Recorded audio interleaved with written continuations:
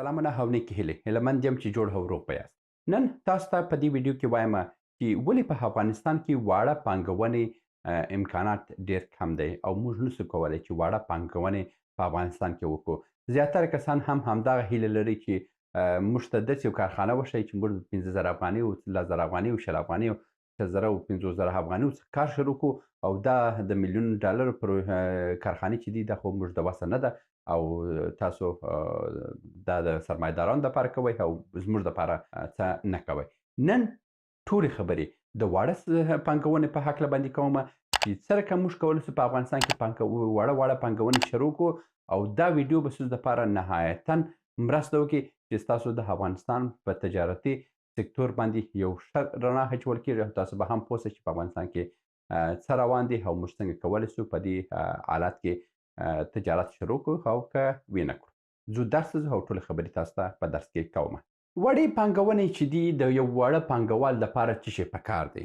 د واړه پانګوال دپاره ابتدا پکار ده چې هغه ته د هغه یو کارخانې د یو کار یو غریبي یو تجارت نظریه ورکول سي. هغه ته باید درس ورکول سي. دغه درسونه څوک ورکوي؟ دا درسونه کورسونه دي. هر هیواد ځان څخه کورسونه لري د فني او حرفوي کورسونو په نامه باندې دا په هر هیواد کې شته خو هر هیواد بیا د ځانه نومونه لري مګر په افغانستان کې د فني او حرفوي په نامه باندې کورسونه وه. دا فني او حرفوي کورسونه چې دي دا د خلکو ته د تجارت او د خلکو ته د پیسو پیدا کولو دا کورسونه دي. د بده مرغه په افغانستان کې چې دغه 20 کاله فني او حرفوي کورسونه وه. اولا کې یو کورس چې غټ کورس و چې شی و خطاطي وه، بل کورس چې شی و رسامي وه، بل کورس چې شی و ګلدوزي وه، بل کورس چې شی و خیاطي وه. دا هغه شی دي چې نه خطاطي موږ ته ماښام ډوډۍ راکوي، نه رسامي موږ ته ډوډۍ راکوي، نه ګلدوزي موږ ته ماښام ډوډۍ راکوي. دا یو ډېر وروسته پاته پلانونه وای چې زموږ په دې مظلوم ملت باندې دا 20 کاله یې تطبیق کړه او میلیونونه څه کې چې په میلیاردو ډالر د دې برخې ته چې راغلې وه هغه یې ټوله خپل په جیبو کې وواله او هغه یې واخیستل چور کړه. دغه فني او حرفوي په اصلي پلان اصلي کار اصلي وظیفه همدا ده چې خلک راوغواړي او دې خلکو ته ټوله کورسونه دایر کړي. یو کورس دې دایر کړي چې مشترک هم کولی شو چې خپل سبزیجات څخه کارخانې جوړې کړو. بل کورس یې جوړ کړی وای چې څنګه موږ کولی شو چې خپل د معدنیاتو څخه واړه کارخانې جوړې کړو. بل کورس باید جوړ شوی وای چې دلته یې ویلی وای چې موږ څه رقم تجارت وکړو. بل کورس باید جوړ شوی وای چې موږ باید څه رقم نړیوال اړیکې په تجارت کې سره ټینګې کړو. په بل کورس کې باید ویلی وای چې موږ د پیسو مدیریت څه رقم کولی شو. دغه 20 کاله په دې فني او حرفوي کورسو کې ټوله چټیات وه. لنکشي ډېر عادي شی دی. هغه په یو عادي کورس کې په یوه میاشت کې خلک زده کولی شي او دا عادي لنکشیان په افغانستان کې داسې ماډرن لنکشیان چې مثلا 40 منزله اوسي، 20 منزله اوسي، 10 منزله اوسي، هغه لنکشي خو دې غریب خلکو ته خو څوک نه ورکوي. دا خلک چې فني او حرفوي کې چې دا لنکشیان زده کوي د برقشي دا خو ډېر عادي دا د یوې میاشتې کورس دی مګر 6 میاشتې د ځوان 6 میاشتې کې چې 2 کاله وخت ضایع کول په همدې واړه لنکشي باندې فقط وخت ضایع کولو. نو زموږ 20 کاله په فني او حرفوي کې له منځه ولاړه، موږ د لاسه ورکړه. موږ باید اول کې فني او حرفوي کورسونه جوړ کړو تر څو ځوانانو ته د تجارت نظریې ورکړو، د تجارت د علمیت ورکړو، د تجارت درسونه ورکړو تر څو دوی تجارت شروع کړي. په بل قدم کې څه شی موږ ضرورت لرو؟ په بل قدم کې دا دی چې موږ باید همدا فرمولې جوړې کړو. فرمولې جوړې کړو او خلکو ته فرمولې ورکړو. د مثال په ډول باندې یو کس دی لوبیا کارخانه جوړوي، موږ دې ته د لوبیا فرموله ورکړو چې څه رقم ته لوبیا داسې لوبیا جوړه کړي چې 1 کال 2 کال دپاره په همدغه ټیم کې خراب نه شي او ذایقه یې خراب نه شي، خوند یې خراب نه شي. او ته باید دغه کس چې دلته وړه فابریکه د لوبیا جوړوي د دې دپاره باید داسې مشورې ورکول شي، مارکیټونه ورکول شي چې مثلا موږ په شمالي ولایتو کې کومه ذایقه ده، موږ په غربي ولایتو کې موږ کومه ذایقه ده، موږ په مرکزي ولایتو کې کومه ذایقه ده. د هر ولایت په ذایقې په اساس باندې باید دوی ذایقه جوړه کړې وای. دا رقم بل مثلا یو بل کس راته د جوارو فابریکه جوړول چې جوار یې پخوله او هم بل راته د ماش یې پخول، بل بنډي پخول، بل ګازر یې پخوله، نو همداسې نخود یې پخوله. هر یو به یو فابریکه جوړوله او دا فابریکې وه چې خلکو ته د کار زمینه پیدا کېدل. یو خو دا فرمول سو. بله کیسه څه ده؟ په دویم قدم کې د خلکو ته باید دغه ټیمونه ورکول سي، دا د بسته‌بندي ټیمونه. اوس دا د لوبیا سته، فرمول سته، هر شی سته، خو دا ټیم په ټول افغانستان کې نسته. دغه ټیم اوس زه د کوم ځای کوم چې دغه د لوبیا کوتي جوړه کړم او سر یې وتړم او دا بازار ته واستم. دغه یو د کوتي جوړولو فابریکه په افغانستان کې نسته. د کوتي جوړولو فابریکه لینک دلته تاسو ته پرېږدم، که هر څوک دا فابریکه جوړ کړي دا د افغانستان د واړه سوداګریو دپاره ډېره مرسته کوي. که زه په اوس د افغانستان کې حاکم وای، د افغانستان اوس دپاره چې دا $1 میلیون، $2 میلیون، $3 میلیون په څلور لارو باندې مصرفوي، په یو بې ځایه شیانو باندې مصرفوي، دا پیسې ما په ټولو باندې پر هغه عمده کارخانو باندې مصرفول تر څو خلکو ته د ابتدایي مواد پیدا سي په افغانستان کې. دا اوس چې دا کوتي نه اوسي، زه په دا وړه کارخانه ده، د یو کس دی ګازرې لري، د ګازرو مربا یې جوړول، خو چې د کوتي نه اوسي، دا کوتي دی په څه شي مصرف؟ دا چیرې بسته‌بندي کوي، چیرې داسې مارکیټ ته ورسوي. همدا ډول به لوبیا، بامیان مو ډک دی د لوبیا، خو چې داسې نه څه رقم یې بسته‌بندي کړي. همداسې هراسه، فراه ډک دی د بینډیو، چې په دغه کوتي نسته، څه رقم یې بسته‌بندي کړي. همداسې راسې بیا په هرات ولایتو کې موږ ډېر فارمونه د چرګانو لرو چې په دا کوتي نسته، څه رقم دغه یو کنسر جوړ کړي، یو کوتي جوړ کړي د پخه غوښو. نو زموږ دپاره ابتدا همدا دی چې موږ اولیه مواد د واړه سوداګرۍ دپاره هېڅ نه لرو. په بل قدم کې څه شی پکار دی؟ په بل قدم کې دا پکار دی چې دا رقم شیشه‌ایي کوتیانې، مثلا دا کوتیان چې اوس هر یو کمپنۍ راسي، د دې شیشه‌ایي کوتیانو پلان هم دلته تاسو ته پرېږدم، که چا لیدل نه وي هغه وګورئ. که هر یو د کارخانه هم جوړ کړي، دا د افغانستان اقتصاد سره ډېر کومک کوي او دا ډېر مهمه فابریکه ده. د مثال په ډول باندې دا کوتي که موږ جوړ کړو، په دې کې موږ ګازرو مربا، د ډېر ډول مربا، د رومیانو رب جوړولی سو، د انګورو رب جوړولی سو، د انارو رب جوړولی سو. په دې کې موږ کولی سو عسل او شات خلکو ته خرڅ کړو، په دې کې موږ کولی سو چې اچار خرڅ کړو، په دې کې موږ کولی سو چې خپل جوس خرڅ کړو. دا کوتیانې زموږ دپاره سرنوشت ساز دي او دا باید په افغانستان کې د فابریکې جوړې سي. اوس د مثال په ډول باندې د وچې میوو په افغانستان کې موږ ډېر لرو، خو دا د پروسس دپاره دغه پاکټونه نسته. دا پاکټونه که ته د اروپا څخه د چین څخه یې راوړې دلته، او دا په موږ باندې ګران لوېږي او ډېر وخت ضایع کېږي. دغه فابریکه باید په افغانستان کې راځي. د دغه فابریکې لینک هم تاسو دلته پرېږدم، که چا لیدلی اوسي هغه وګورئ. دغه فابریکه افغانستان ته راوړئ او ډېر ګټه به خلکو ته وکړي. بل جوس لرو، څه رقم یې جوس کړو، خو دا بیخي جوس د ماشین پیدا سو، خو دغه کارتنان د کوم ځای کړو؟ د دې کارتنانو پلان به هم زه تاسو ته دلته پرېږدم، هغه وګورئ، دا کارخانې جوړ کړئ. دغه ابتدایي د بسته‌بندۍ کارخانې چې دي، دا د افغانستان دپاره فرض دی چې دا باید وسي، چې دا ونه سي. په هېڅ عنوان باندې ته نسې کولی چې ته د وړه پانګونې دپاره زمینه برابره سي. دی اول او دوم قدمونه و چې ما درته وویل چې حول کې فني و حرفوي کورسونه باید دار سي، پسې دا کوتیانې ورته جوړ سي.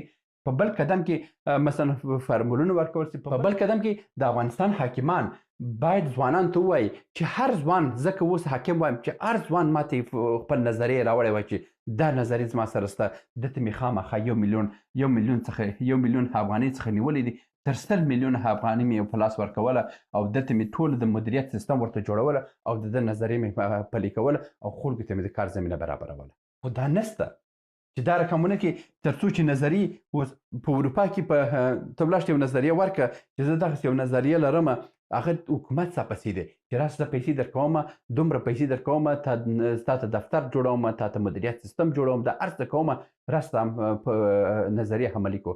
د مثال په ډول باندې ښه مثالونه دا دی. د فیسبوک کمپنۍ، فیسبوک په 2003 کال کې چې کله هم جوړ سو، دا یو داسې کس و چې د فیسبوک په رقم باندې ډېر خلکو دا رقم شان جوړ کړ، خو چا سپورټ نه کړه، خو دوی په آسیایي هېوادو کې ژوند کولو.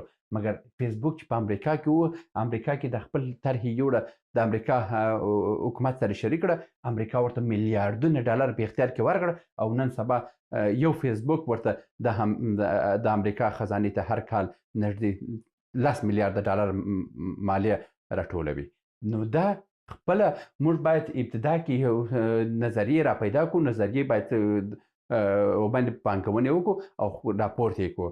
بل کار، دا وړه پانګونې دپاره د مثال په ډول باندې د یو کس دی د واړه د ګازرو فابریکه ده، دا د ګازرو فابریکه ده، دا کس د ډېر ښه خوندور ګازرې جوړوي او مارکیټ کې ورته تقاضا هم شته. حکومت باید دې ته اوس که د دې کارخونه د 1 میلیون افغانیو په ارزښت باندې ټوله دا څه ده، که دی پوهېږي چې دغه فرموله دغه ذایقه د خلکو خوښه ده، حکومت باید دې ته 10 میلیونه ډالره هم ورته برابر کړي تر څو دغه ذایقه ټوله افغانستان ته ورسوي او همداسې بیا نورو هیوادو ته ورسوي. موږ باید دا واړه کارونه شروع کړو. د اوس دپاره چې هر کار کوي د بسته‌بندي دپاره هېڅ شی نشته. خو دا د میوو موږ سره شته. د میوو موږ سره چې حتی د انتقال دغه ابتدایي پلاستیکي کریټونه موږ سره نشته. د انګورو دا اوس چې د فراه څخه د انګور ته کابل ته هست دی، دغه ابتدایي کریټونه کارخانه هم په افغانستان کې نشته. دا باید موږ د ایران راوړو، دا باید موږ د پاکستان څخه راوړو. یعنې دغه د کریټو کارخانه باید موږ جوړه ونه لرو. زما سره د 100 بسته‌بندیو پلان شته، خو دا دی چې زه یې یوټیوب ته اپلوډوم، 10 نفر یې نه ګوري. 10 نفر چې ونه ګوري او زه هر پلان باندې ودودم $250 باندې تحقیقاتي مرکز ته ورکوم او دغه زه خپل د جیب ورکوم چې برته هم د یوټیوب څخه چې اندکې هم هغه زما پیسې برابر نه برابرېږي. مثلا دا په تېره شپه مې ویډیو اپلوډ کړې ده، 500 نفرو کتلې ده او یوټیوب په 1000 نفرو باندې $2 ماته راکوي. ښه، او ما په دې پلان باندې مصرف کړي دي $250 باندې. تحقیقاتي مرکز ته مې ویلي دي چې ماته پلان جوړ کړه چې د خلکو دپاره زه نشر کړم چې د ماښام ډوډۍ د خلکو پیدا سي، حکومتونو ته یو طرحه وسي، زموږ حکومتونه راویښ سي او خلکو ته ژوند جوړ کړي. خو دا دی چې نه د یوټیوب څخه زه سپانچې پیدا کړم او که دا طرحې زه پر یو چا باندې خرڅوم په غضب به ورسره ککړ واوسم چې ته ولې ما څخه پیسې اخلې. د اوس دپاره مې همدا کار کړی دی چې ډېر خلکو همدا تقاضا کړې ده چې خپل واتساپ نمبر راکړه. خپل واتساپ مې هم پر باندې بند کړی دی. ځکه چې زموږ په افغانستان کې لومړی باید د باور زمینه پیدا سي. باور نشته. دا اوس که زه یو کار وکړم، سبا ما په ضد باندې ویډیوګانې جوړېږي چې دا سړی دومره غلط کارونه کوي چې تر هغه که د بیخي خپل نوم بد نه کړم، ولې دومره ځان تباه او برباد کړم؟ نو دلته ډېرې ستونزې دي. زه دا ویډیو لنډوم او حاکم ته یو ښه نظریه ورکوم چې دا کارونه پلي کړي. په اول قدم کې زما سره د 100 بسته‌بندي پلان دی.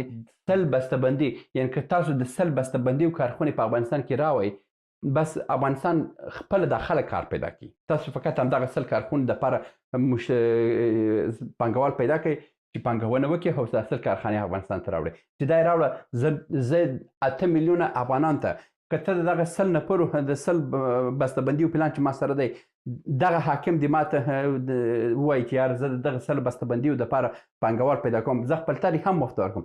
که مې 8 میلیونه افغانان پر کار باندې ونه درول، هسه راته ووایه په داسې یو موقعیت کې چې ته موقعیت لري افغانستانه، 8 میلیونه څه کوي چې 8 میلیارد انسانانو ته د کار زمینه برابرېږي. دومره یو اقتصادي موقعیت لري په دنیا کې، خو بس تباه او برباد یې خپل د موقعیت په خاطر باندې.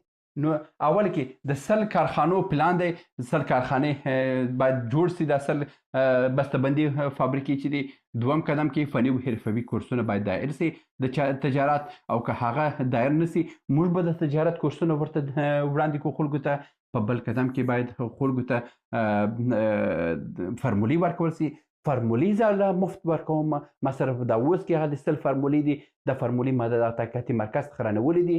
یو ښه فرموله دا اوس چې ما څو کاله وړاندې د هند څخه اخیستې وه، عین د ډیټولو په شکل باندې بهترینه فرموله ده د لاسو مینځلو، د شامپو، د پوډرو، او همداسې راسې د کاشیو، سرامیکو، د دیو فرموله ما سره شته. دا فرمولې باندې ما ډېرې پیسې ورکړې. ما غوښتل چې په افغانستان کې شروع کړم او د دې هر څه کارونه ما مخ ته یوړه، خو له بده مرغې بلا حالاتو همکاري ونه کړه او ټول هر څه مې مخ ته وړي. حالات یاري ونه کړه، ونه سوه چې ده. او دا فرمولونه تر اوس ما سره شته. فرمولونه ټول را سره دي. هر یو کار وغواړي زه فرمول ورته ورکوم، خو دا چې د کار زمینه او د کار فعالیت شروع کړي، د خلکو ته ماښام ډوډۍ پیدا سي. دا په لومړي کې دا بسته‌بندي، په بل قدم کې فني و حرفوي، په بل قدم کې فارمولونه، او په څلورم قدم کې واړه قرضې باید ورکړي دولت. دولت باید قرضه ورته ورکړي تر څو د خلکو ته د کار زمینه پیدا سي. دا چې دا اوس حاکم وایي چې قرضه حرامه ده، دا غیر منطقي خبره ده. ته رقم چې که قرضه په سود باندې حرامه ده، بغیر له سوده قرض الاسانه ورکړه د خلکو ته چې دلته د ماښام ډوډۍ پیدا کړي. ته خو حاکم یې. ګوره دولتونو ته هېڅ شی حرامه نه دي، ځکه چې دا شخصي جیب ته نه ځي. دا عام دی. دا اوس چې ته دا مالیه اخلې دا حرامه ده که ته اصلي وګورې. که دا شخصي جیب ته ولاړ شي دا حرامه ده، مګر حاکم جیب ته ځي، حاکم جیب حلال دی. ځکه چې هغه د یو شخص پکښې کې داسې نه دی، ټول ملت پکښې کې ګډ دی. دا رقم دا څه باید جوړ سي، دغه قرضې باید ورکول سي، همداسې د بیمې شرکتونه باید راسي چې تر یو څوک چې پانګونه کوي د هغه پانګونې دپاره یو تضمین پیدا سي. دا کارونه باید وسي چې خلکو د تجارت زمینه پیدا سي. زه تاسو ته په ضمانت وایم چې 8 میلیونه، موږ وګوره 40 میلیونه نفوس لرو. په 40 میلیونه کې هر کورنۍ چې ده په اوسط ډول 15 نفره ده. موږ که 8 نفرو ته 8 میلیون ته د کار زمینه پیدا کړو، یعنې دغه ټول افغانستان د فقر څخه ایستلی شو د اوس د ابتدا دپاره. مګر اوس موږ په ټول افغانستان کې 1 میلیون کارګر نه لرو پر کار باندې. 1 میلیون په کارګر په کار نه لرو. ټول ولس په فقر کې دی او په بدبختي کې دی. د دې دپاره باید توجه وسي چې توجه نه کوي، دا ملت اخر کې پر توت باندې بغاوت کوي. باید ژر تر ژره مخنیوی وکړي او کار زمینه ورته برابره کړي او د دې بې ځایه کارونو څخه مخ واړوئ چې دا فلکه ده، دا پرې څلور لاره ده، دا داسې دی، دا داسې ده. په دې رقم نه کېږي چې خلک د خلکو نسل ووژئ، د خلکو د ماښام ډوډۍ پیدا کړئ. دا د نن ورځې د وړو پانګونو په هکله باندې چې کومه ویډیو وه، نو هیله مند یم چې تاسو سر په خلاصې وشي چې د وړو پانګونو لپاره څه ضرورت دی. مګر دا شیان موږ په افغانستان کې. تر بیا مو